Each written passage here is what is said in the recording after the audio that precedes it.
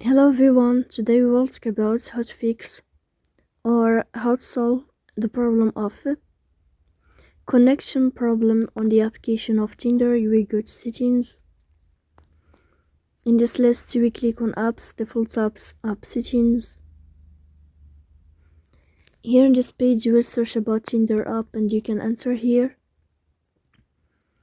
After that, in this page of app info you will click on first stop and you can click OK. Then you will enter to the window of storage. Then we click on clear cache, but pay attention, don't click clear data because that can delete your account. In the end, you can turn off your phone and you can wait a moment to restart your phone again to fix that problem. So please don't forget to support us by like and subscribe. See you next time in another video.